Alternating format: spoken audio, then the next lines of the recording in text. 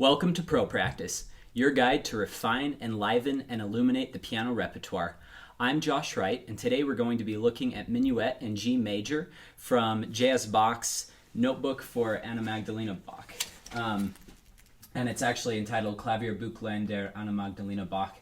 Many of the selections in this book are in Anna Magdalena's hand, and we think that J.S. Bach used them solely for pedagogical purposes, and some of them he dedicated to her. But and she used many of these pieces for household use, to enjoy, maybe a dinner party or something, just for domestic use is what my research has told me. This is the piece. It's BWV 114.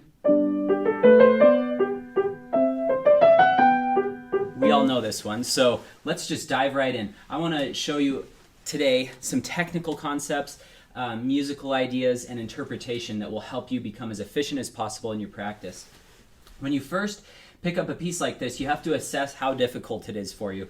If this is on the sight-readable level, then maybe you can skip some of these first steps. But I'm just going to go through with each of you in a very simple way on this first part. I just want you to take 2 bars at a time, and we're just going to get familiar with the piece. I remember I was in a master class with Murray Pariah, and he said, before I do serious work on a piece, I like to just live with it for a little while. And depending on how long a little while is up to you. But I would say if this is a piece that's difficult for you, maybe just a few minutes or maybe a day, just kind of messing around with it, but then you need to get to work.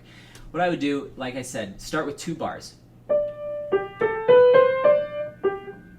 And 1 and 2 and 3 and 1 and 2 and 3 and... Now, for some of you who this is a new concept, reading this difficult of music, I want you to think intervallically. So what I mean by that, an interval on the piano is like, this is a second, F to G, because it's 1, 2. F to A, 1, 2, 3, that's a third. F to B is a fourth. F to C is a fifth. Okay, so D to G is a fifth. I want you to start reading in that way. That will really help your sight reading skills and overall your recognition of different notes. You think, okay, that's a fifth below. Not only are you reading D to G, but you're reading D and a fifth below. So you don't even have to really think that's a G. You can think, oh, that's a fifth. And these are all steps, or seconds, fifth, sixth, third. Okay, I'm just going to do 2 measures. Okay, until that's really good. Okay, now, next. And I'm going to keep counting 1 and 2 and 3 and, because that is what my right hand needs. So I'm not going to suddenly change 1, 2, 3, 1, 2, 3. I'm going to keep counting 1 and 2 and 3 and 1 and 2 and 3 and. Okay, now once that's good, don't put it together immediately, both bars. Do the second bar first, 1 and 2 and 3 and 1 and 2 and 3 and, until that feels really good. Then do just the first bar, 1 and 2 and 3 and 1, and always end on the downbeat of the next bar, 1 and 2 and 3 and 1 and. Now let's put them both together, 1 and 2 and 3 and 1 and 2 and 3 and. Just a little note from the scholars that edited this edition. They say that when you have leaps in these kinds of pieces,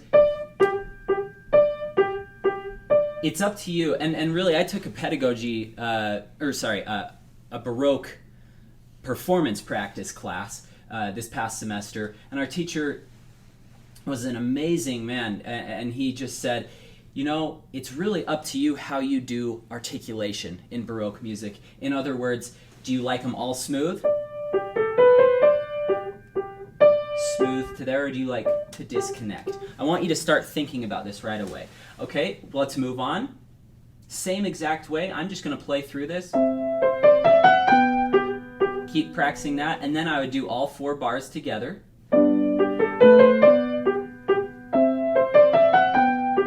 Okay, now before we get too far, let's immediately start thinking musically, okay? Because I don't want you to just get the notes down. Thank you so much for watching. As with all ProPractice videos, the first section is free.